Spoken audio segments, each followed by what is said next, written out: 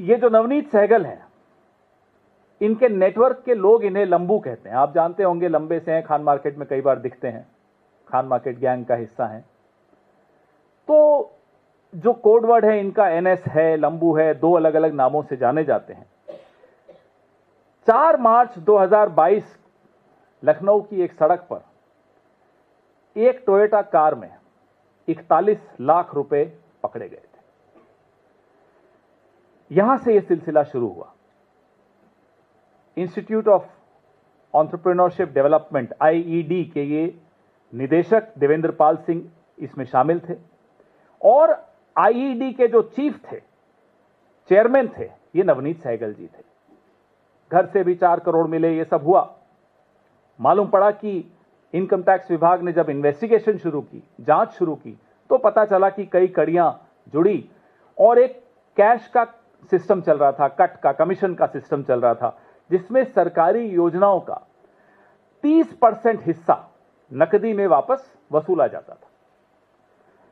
2019 से 22 के बीच में यूपी की ऐसी योजनाओं में 112 करोड़, इसलिए मैं इसका नाम 112 स्कैम अप 112 रखा है, के नकदी घोटाले की गोपनीय फाइल आयकर विभाग ने तैयार की, पूरी इन्वेस्टिगेशन की।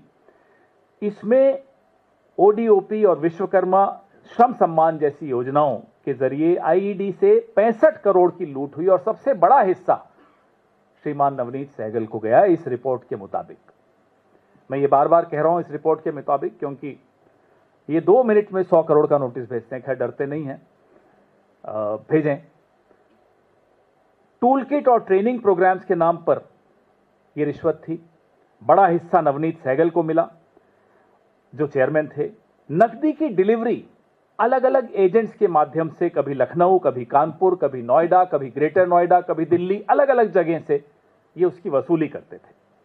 यही मॉडल यूपी कॉन में भी दोहराया गया, जहां 46 करोड़ रुपए इन्हीं योजनाओं से गबन किया गया, जिसमें इन्फ्लेटेड बिलिंग, शेल कंपनियां और सब कॉन्ट्रैक्टिंग के जरिए आप किसी फर्जी कंपनियां बना लोगे, किसी को कहोगे भाई आप ठेकेदार बनो, आप कंपनी बना लो, फिर इन्फ्लेटेड बिलिंग होगी और पैसा वापस नकद अफसरों को मिल जाएगा। फर्जी इनवॉइस बनाए जाते हैं, आप समझते हैं ये कैसे होता है। 21 करोड़ का संदिग्ध निवेश एक ऐसी कंपनी में हुआ जिसमें नवनीत सहगल जी के बेटे डायरेक्टर थे। सब कुछ सामने हो रहा है आपके। प्रधानमंत्री को मालूम नहीं है, ये हैरानी की बात है। अगर मालूम होता तो शायद प्रसार भारती का चेयरमैन नहीं बनाते। और अचरज की बात और ज्यादा हो जाती है कि अगर प्रधानमंत्री को पता था फिर भी इन्हें प्रसार भारती का चेयरमैन बनाया, तो सोचिए ये तार कहां तक जुड़ी हुई है। सोचिए इसमें कौन कौन शामिल है।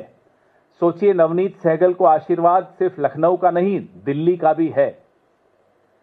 और अब आप ही लोग चर्चा कर रहे हैं कि ये प्रधानमंत्री कार्यालय में अभी तक आपका रिमोट कंट्रोल हिरेन जोशी के हाथ में था, सुना है अब आप लोगों का रिमोट कंट्रोल इनके हाथ में आने वाला है। बधाई हो आपको, ऑल द बेस्ट।